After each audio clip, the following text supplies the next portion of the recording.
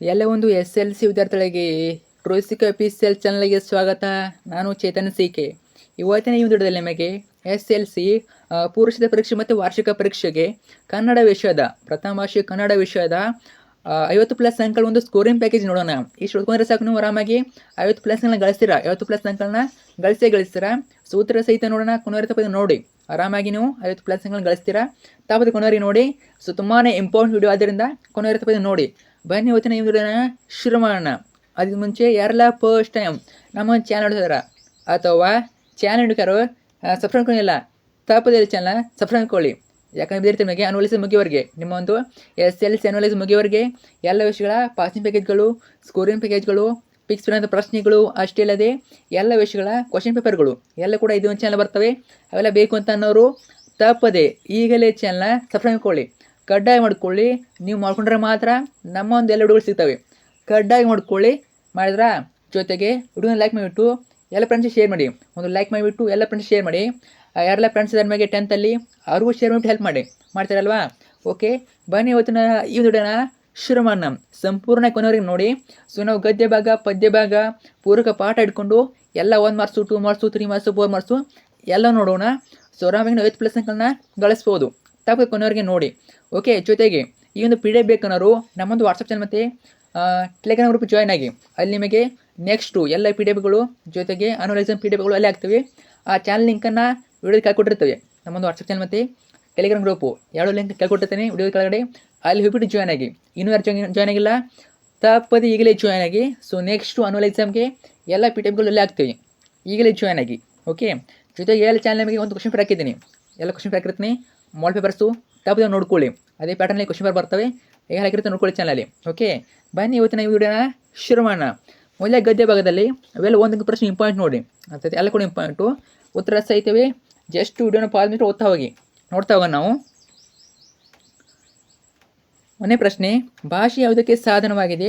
ಉತ್ತರ ವಿಚಾರ ವಿನಿಮಯ ಮಾಡೋದಕ್ಕೆ. ಇನ್ನು ಪ್ರಶ್ನೆಗೆ 2, ಪ್ರಾಣಿಗಳು ತಮ್ಮ ಮಕ್ಕಳಿಗೆ ಯಾವ ವಿಚಾರವಾಗಿ ತರಬೇತಿ ಕೊಡುತ್ತವೆ? ಯಾವ ವಿಚಾರವಾಗಿ? ಆಹಾರ ವಿಚಾರವಾಗಿ. ಇನ್ನು ಪ್ರಶ್ನೆಗೆ 3, ಮನುಷ್ಯನಿಗೆ ಲೆಕ್ಕ ಇಡುವ ಅವಶ್ಯಕತೆ ಯಾವಾಗ ಉಂಟಾಯಿತು? ಮನೆ ಕಟ್ಟಿಕೊಂಡು ಒಂದು ಕಡೆ ನೆಲೆಸಿದಾಗ.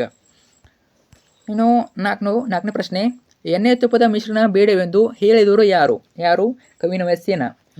ಸರಿಯಾದ ಉತ್ತರ. ಪ್ರಶ್ನೆಗೆ 5, ಕನ್ನಡಕ್ಕೆ ಪರ್ಷಿಯನ್ ಶಬ್ದಗಳು ಯಾವಾಗ ಬಂದವು? ಮಹಮ್ಮದೀಯರ ಆಡಳಿತದ ಕಾಲದಲ್ಲಿ.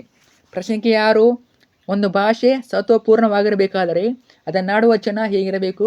ಅಭಿಮಾನಧನರು ಜೊತೆಗೆ ಬುದ್ಧಿಶಾಲಿಗಳು ಆಗಿರಬೇಕು. ಇನ್ನು 7ನೇ ಪ್ರಶ್ನೆ, ಭಗವದ್ಗೀತೆಯನ್ನು ರಚಿಸಿದವರು ಯಾರು? Very important. ವೇದವ್ಯಾಸರು ರಚಿಸ್ತಾರೆ. ವೇದವ್ಯಾಸರು. 8ನೇದು, ಹುಲಿಗೆ ಪರಮಾನಂದವಾಗಲು ಕಾರಣವೇನು? ಉತ್ತರ ಶಾನುಭೋಗರ ದುಂಡಾದ ಶಿರನ್ನು ನೋಡಿ ಉತ್ತರ ಆಗ್ತದೆ. 9ನೇ ಪ್ರಶ್ನೆ, ಶಾನುಭೋಗರ ತಲೆ ಸುತ್ತಲು ಕಾರಣವೇನು? ಹುಲಿಯ ಜೊತೆ ನಡೆದ ದೊಂಬರಾಟದಿಂದ. 10ನೇದು, ಶಾನುಭೋಗರ ಬ್ರಹ್ಮಾಸ್ತ್ರ ಯಾವುದು? Very important. ಕಿರ್ದಿ ಪುಸ್ತಕ ಆಗ್ತದೆ. ಕಿರ್ದಿ ಪುಸ್ತಕ ಶಾನುಭೋಗರ ಬ್ರಹ್ಮಾಸ್ತ್ರ. ಪ್ರಶ್ನೆಗೆ 11, ಹಸಿದು ಮಲಗಿದ್ದ ಹುಲಿಯು ಏನೆಂದು ಯೋಚಿಸಿತು? ವಿಧಿಯು ಆಹಾರಕ್ಕಾಗಿ ಏನನ್ನು ಒದಗಿಸುವುದು ಎಂದು ಯೋಚಿಸುತ್ತದೆ. ಅದು ಹಸಿದು ಮಲಗಿದ ಹುಲಿ. 12ನೇ ಪ್ರಶ್ನೆ, ಶಾನುಭೋಗರ ರಾಜಭಕ್ತಿಯ ಲಾಂಛನ ಯಾವುದು? ಕಿರ್ದಿ ಪುಸ್ತಕ. ನೋಡಿ, ಕಿರ್ದಿ ಪುಸ್ತಕ 2 ಬಾರಿ ರಿಪೀಟ್ ಆಗಿದೆ. ರಾಜಭಕ್ತಿಯ ಲಾಂಛನ ಕೂಡ ಕಿರ್ದಿ ಪುಸ್ತಕ, ಬ್ರಹ್ಮಾಸ್ತ್ರ ಕೂಡ ಕಿರ್ದಿ ಪುಸ್ತಕ ಆಗಿರ್ತದೆ. ನೆನಪಿಟ್ಕೊಳ್ಳಿ, ರಿಪೀಟ್ ಆಗ್ತದೆ ಕ್ವಶನು. 13, ಶಾನುಭೋಗರನ್ನು ಮೂರ್ಛೆಯಿಂದ ಎಚ್ಚರಿಸಿದವರು ಯಾರು? ಚಿಕ್ಕನಾಯಕನಹಳ್ಳಿಯ ರೈತರು ಎಚ್ಚರಿಸ್ತಾರೆ. ನಂತರ 14, ಶಾನುಭೋಗರು ತಮ್ಮ ಹಳ್ಳಿಯನ್ನು ತಲುಪಬೇಕಾದರೆ ಯಾವ ಕಣಿವೆಯನ್ನು ದಾಟಿ ಹೋಗಬೇಕಾಗಿತ್ತು? ಯಾವ ಕಣಿವೆ? ಮದಲಿಂಗನ ಕಣಿವೆಯನ್ನು ದಾಟಿ ಹೋಗಬೇಕಾಗಿತ್ತು.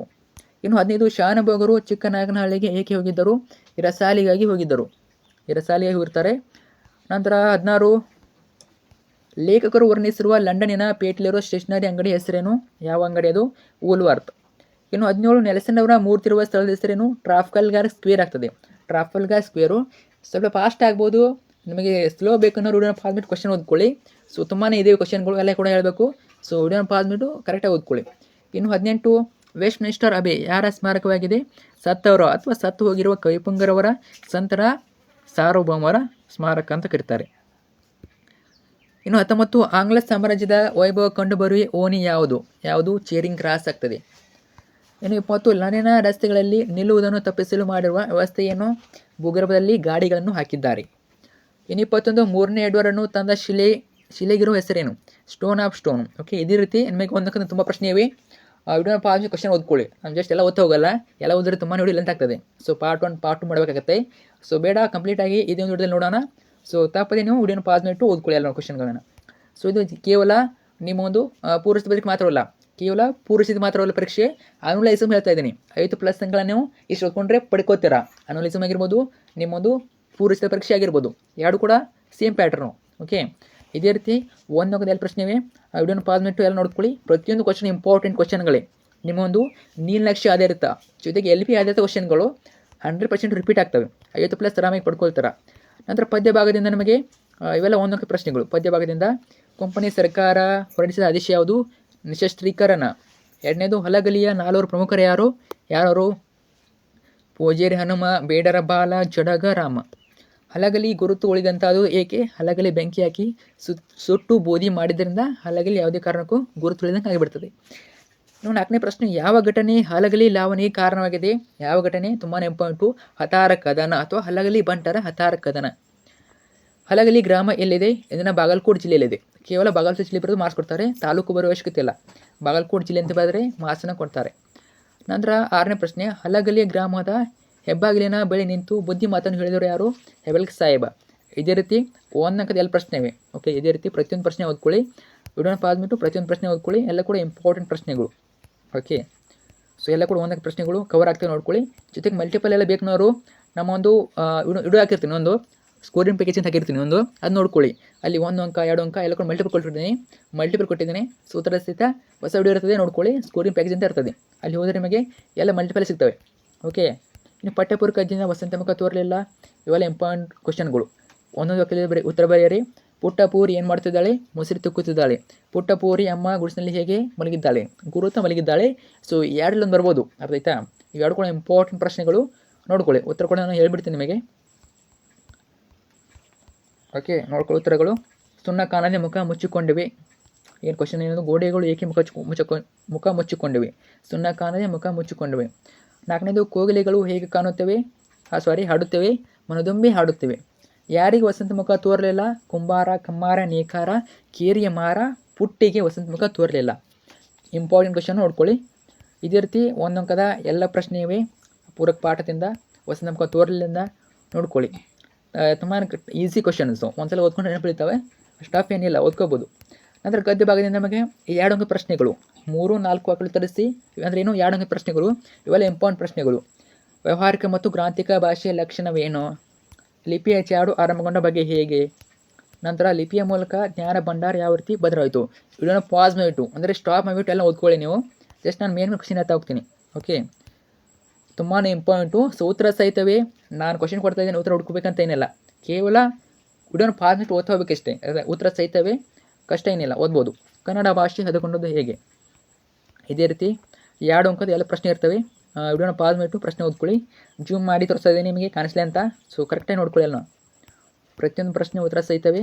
ಪಾಯಿಂಟ್ಸಸ್ ಬರೀರಿ. ಈ ರೀತಿ ಪಾಯಿಂಟ್ಸಸ್ ಬರೀಬೇಕಂತ ಏನಿಲ್ಲ, ವಾಕ್ಯ ರೂಪದಲ್ಲಿ ಬರೀರಿ, ಆಯ್ತಾ? ಪಾಯಿಂಟ್ಸಸ್ ಕೂಡ ಬರಿಬೋದು, ಸಾಧ್ಯದಷ್ಟು ವಾಕ್ಯ ರೂಪದಲ್ಲಿ ಬರೀರಿ. ಓಕೆ, ಮಾರ್ಕ್ಸ್ನ ಕೊಡ್ತಾರೆ, ಡೋಂಟ್ ವರಿ, ಕೊಡ್ತಾರೆ. ಎಲ್ಲ ಕೂಡ ಇಂಪಾರ್ಟೆಂಟ್ ಪ್ರಶ್ನೆಗಳು. ಪ್ರತಿಯೊಂದು 2 ಅಂಕ ಪ್ರಶ್ನೆಗಳು ನೋಡ್ಕೊಳ್ಳಿ. ಓಕೆ, ಸೊ ಎಲ್ಲ 2 ಅಂಕ ಪ್ರಶ್ನೆಗಳು.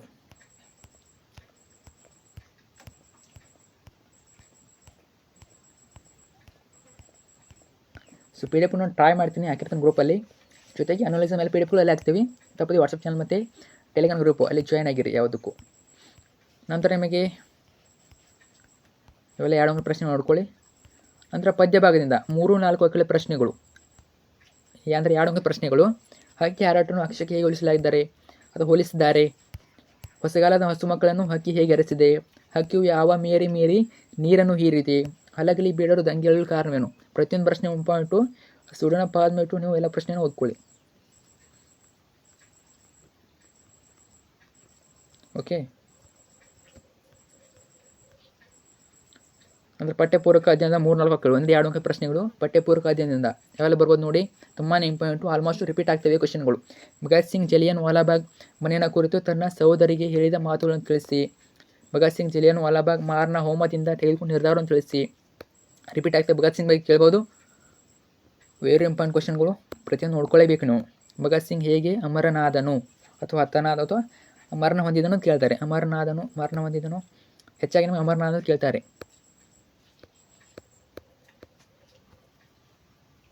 ರಾಜಕೀಯ ಸ್ವಾತಂತ್ರ್ಯದ ಮಹತ್ವವನ್ನು ತಿಳಿಸಿ. ಇಂಪಾರ್ಟೆಂಟ್ ಕ್ವಶನ್ಗಳು. ಸ್ವಂತವಾದ ಬರವಣಿಗೆ ಬಗ್ಗೆ ಗಾಂಧೀಜಿಯವರ ಅಭಿಪ್ರಾಯ, very important. So on to the last ಕೃತಿ ಬಗ್ಗೆ ಕೂಡ ಕೇಳ್ಬೋದು. ಎಲ್ಲ ಕೂಡ ಇಂಪಾರ್ಟೆಂಟ್ ಅಂತ ಹೇಳ್ಬೋದು. ರಿಪೀಟ್ ಆಗ್ತವೆ ಕ್ವಶನ್ಗಳು. ರಿಪೀಟ್ ಅನ್ನೋಂಥ 50+ ರ್ಯಾಮ್ ಗಳಿಸ್ಬೋದು ಇಷ್ಟು ಓದ್ಕೊಂಡ್ರೆ. ಓಕೆ, ಸೊ ನೋಟ್ಸ್ ಇಲ್ಲ ಅನ್ನೋರ್ಗೂ ತುಂಬಾ ಹೆಲ್ಪ್ಫುಲ್ ಆಗ್ತದೆ, ಉತ್ತರ ಸಹಿತ ಇವೆ. ಸೊ ನೋಟ್ಸ್ ಇದ್ದರೂ ನಮಗೆ ಹುಡ್ಕೋದು ಟೈಮ್ ಆಗ್ತದೆ ಅಲ್ವಾ. ಸೊ ಜಸ್ಟ್ ವಿಡಿಯೋನ ಪಾಸ್ ಮಾಡಿ ಓದ್ಕೊಳ್ಳಿ. ಸೊ ಎಲ್ಲ ಕೂಡ ಬುಕ್ಕಲ್ಲಿ ಏನಿವೆ ಸೇಮ್ ಟು ಸೇಮ್ ಅವೇ ಇವೆ, ಬೇರೆ ಯಾವುದೇ ಸ್ವಂತ ವಾಕ್ಯ ಏನೂ ಇಲ್ಲ ಅಲ್ಲಿ. ನಿಮ್ಮ ಪುಸ್ತಕದಲ್ಲಿ ಏನಿವೆ ಡೈರೆಕ್ಟಾಗಿ ಅವೇ ಉತ್ತರ ಸಹ ಇವೆ, ನೋಡ್ಕೊಳ್ಳಿ. ವಿಡಿಯೋನ ಪಾಸ್ ಮಾಡಿಬಿಟ್ಟು ಇದೇ ರೀತಿ ಎಲ್ಲ ಪ್ರಶ್ನೆಗಳನ್ನು ನೀವು ನೋಡ್ಕೋಬೇಕು. ಓಕೆ, ಸೊ ಪಾರ್ಟ್ 1 ಪಾರ್ಟ್ 2 ಮಾಡೋಕ್ಕಾಗೋದಿಲ್ಲ.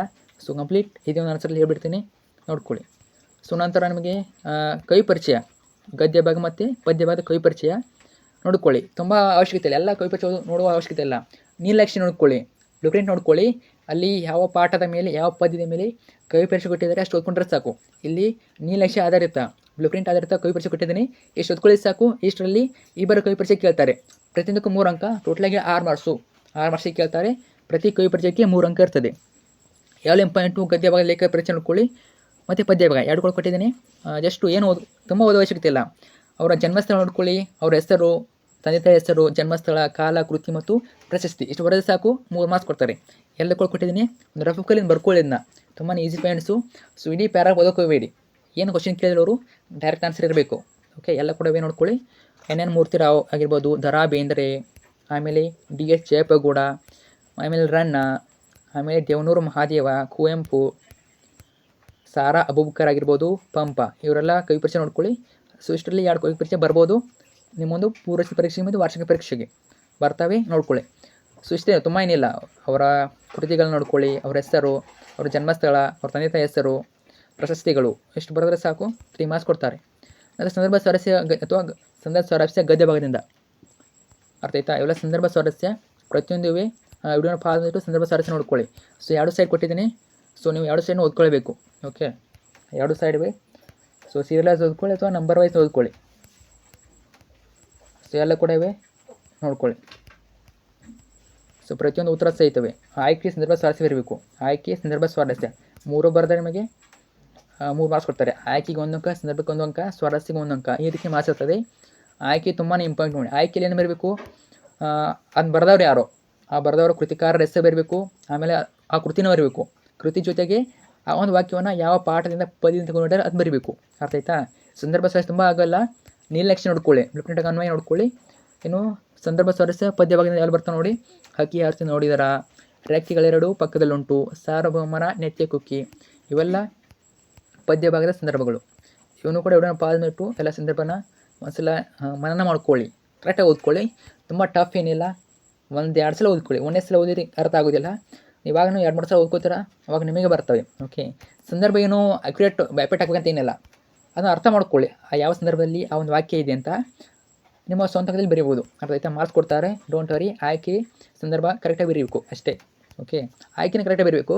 ಸಂದರ್ಭ ನಿಮ್ಮ ಸ್ವಂತ ವಾಕ್ಯದಲ್ಲಿ ಬರೀಬೇಕು, ಆದರೆ ಆನ್ಸರ್ ಸರಿಯಾಗಿರಬೇಕು. ಓಕೆ, ಸ್ವಂತ ವಾಕ್ಯದಲ್ಲಿ ಬರೀಬೋದು, ಆದರೆ ಆನ್ಸರ್ ಸರಿಯಾಗಿರಬೇಕು. ನೋಡ್ಕೊಳ್ಳಿ, ಇದೇ ರೀತಿಯೆಲ್ಲ ಸಂದರ್ಭಗಳಿವೆ. ವಿಡಿಯೋನ ಪಾಸ್ ಮಾಡಿಟ್ಟು ಪ್ರತಿಯೊಂದು ಸಂದರ್ಭ ನೋಡ್ಕೊಳ್ಳಿ. ಈಗ ನಾನು ಕ್ವಶನ್ ಪ್ರಕೃತಿ ನಿಮಗೆ ಒಂದು ಮೊದಲು ಕ್ವಶನ್ ಪ್ರಕೃತಿನಿ, ಅದು ನೋಡ್ಕೊಳ್ಳೇಬೇಕು. ಯಾಕಂದರೆ ಅದೇ ಪ್ಯಾಟ್ರಲ್ಲಿ ಕ್ವಶನ್ ಬರ್ತದೆ. ನಂತರ 8, 10 ಆಗಲು ಉತ್ತರಿಸಿ. ಗದ್ಯ ಭಾಗದಿಂದ ಯಾವೆಲ್ಲ ಕೇಳ್ಬೋದು ನೋಡಿ. ಶಬರಿಯಿಂದ, ಶಬರಿ ಸಡಗರ ಸಂತೋಷ ಮೇಳದವರ ಹಾಡಿನಲ್ಲಿ ಹೇಗೆ ವರ್ಣಿತವಾಗಿದೆ, ಅಥವಾ ನಂಬಿ ಕ್ಯಾಟರಿಲ್ಲ ಎಂಬ ಮಾತು ಶಬರಿಯ ಪಾಲಿಗೆ ಹೇಗೆ ನಿಜವಾಗಿದೆ. ಯಾವುದೇ ಕ್ವಶನ್ನು ಯಾವುದೇ ಕೇಳಿ ಇದೇ ಆನ್ಸರು, ಇದೇ ರೀತಿ ಆನ್ಸರ್ ಬರಬೇಕು, ನೋಡ್ಕೊಳ್ಳಿ. ಸೊ ಏನು ಪಾಯಿಂಟ್ಸ್ ಬರಬೇಕು ಅಂತ ಏನಿಲ್ಲ. ಸೊ ವಾಕ್ಯ ರೂಪದಲ್ಲಿ ಬರಿಬೋದು, ನಿಮ್ಮಿಷ್ಟ. ಆಯ್ತಾ. ಆಲ್ಮೋಸ್ಟು ವಾಕ್ಯ ರೂಪದಲ್ಲಿ ಬರೀರಿ, ಪಾಯಿಂಟ್ಸ್ ಬರೋಕ್ಕೆ ಹೋಗಬೇಡಿ, ಪ್ಯಾರ ರೂಪದಲ್ಲಿ ಬರೀರಿ.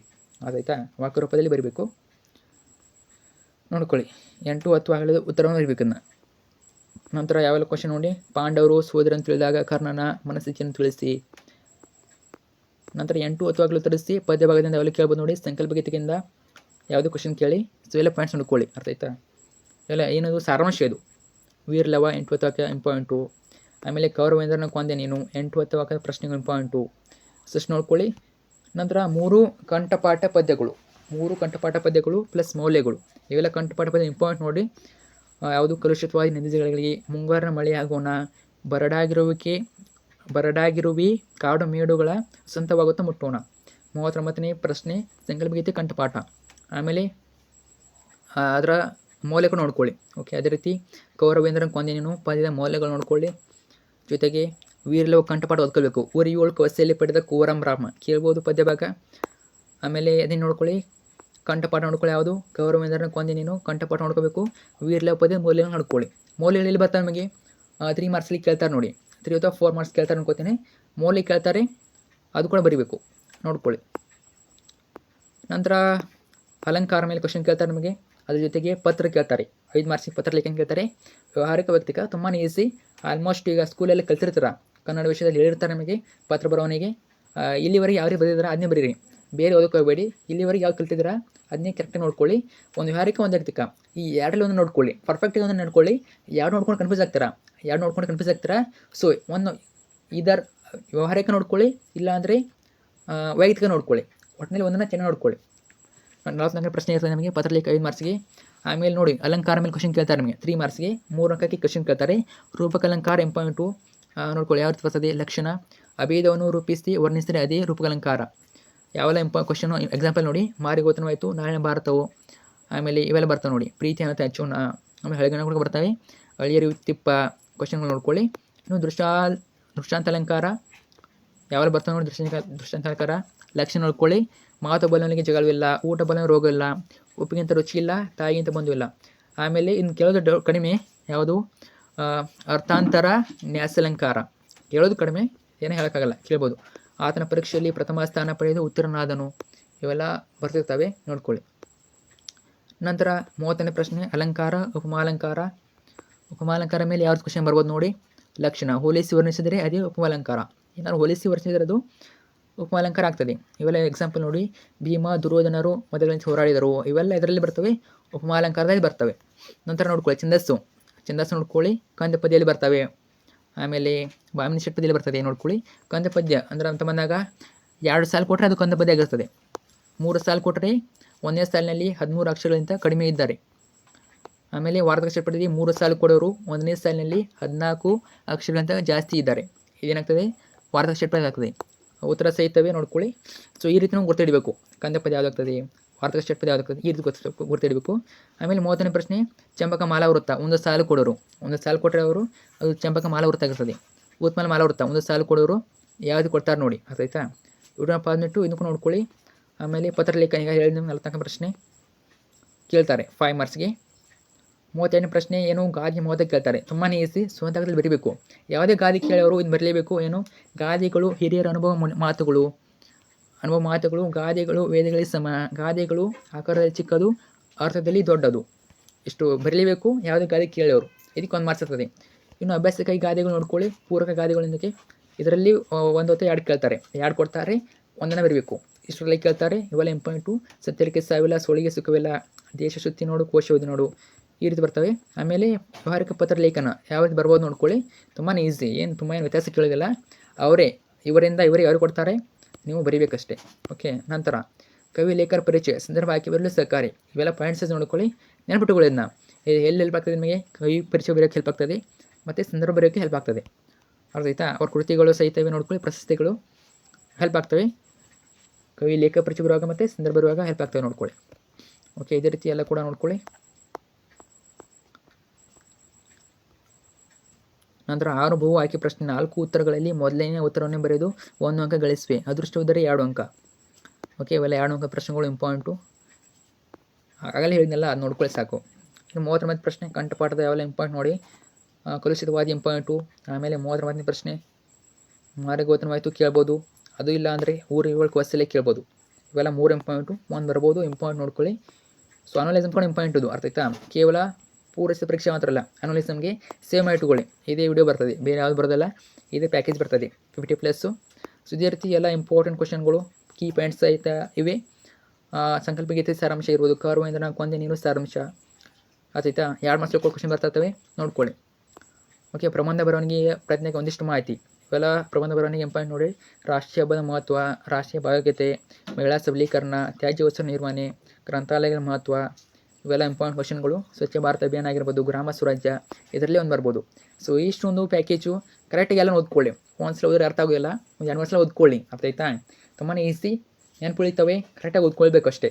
ಅರ್ಥ ಆಯ್ತಾ? ಇದ್ರ ಬಗ್ಗೆ ಇನ್ನೊಂದು ನೋಡಿ ಮಾಡಿದ್ದೀನಿ, ಅಲ್ಲಿ ಮಲ್ಟಿಪಲ್ ಕೊಟ್ಟಿದ್ದೀನಿ ಮತ್ತು ಸ್ಕೋರಿಂಗ್ ಪ್ಯಾಕೇಜ್ ಕೊಟ್ಟಿದ್ದೀನಿ. ಆ ವಿಡಿಯೋ ಹೋದರೆ ನೀವು ಎಲ್ಲ ವಿಡಿಯೋ ಸಿಗ್ತವೆ, ಎಲ್ಲ ಸ್ಕೋರಿಂಗ್ ಪ್ಯಾಕೇಜ್ಗಳ ಕ್ವಶನ್ ಸಿಗ್ತವೆ, ಮಲ್ಟಿಪಲ್ ಎಲ್ಲ ಸಿಗ್ತವೆ. ಅದನ್ನು ಓದ್ಕೊಳ್ಳಿ, ಅದು ಪ್ಲಸ್ ಇದನ್ನ ಓದ್ಕೊಳ್ಳಿ. ಆರಾಮಾಗಿ ಇದನ್ನ ಓದ್ಕೊಂಡ್ರೆ ಸಾಕು. ಇಷ್ಟು ಓದ್ಕೊಂಡ್ರೂ 5+ ಅಂಕ ಗಳಿಸ್ತೀರಾ. ಅರ್ಥ ಆಯ್ತಾ? ಅದ್ರ ಜೊತೆಗೆ ಮಾರ್ಕ್ಸ್ ನೋಡ್ಕೊಳ್ಳಿ. ಚಾನಲ್ ಆಗಿರ್ತೀನಿ ಮತ್ತು ಫ್ರೆಂಡ್ಸ್ ಶೇರ್ ಮಾಡಿ. ಇದ್ರ ಬಗ್ಗೆ ಏನೇ ಡೌಟ್ ಇದ್ರೂ ಕಮೆಂಟ್ ಮಾಡಿ. ಸೊ ನೋಡೋಣ, ರೆಸ್ಪಾನ್ಸ್ ಮಾಡ್ತೀನಿ ಅಥವಾ ನೆಕ್ಸ್ಟ್ ವಿಡಿಯೋದಲ್ಲಿ ಮಾಹಿತಿ ಕೊಡ್ತೀನಿ. ಫ್ರೆಂಡ್ಸ್ ಶೇರ್ ಮಾಡಿ. Thank you so much.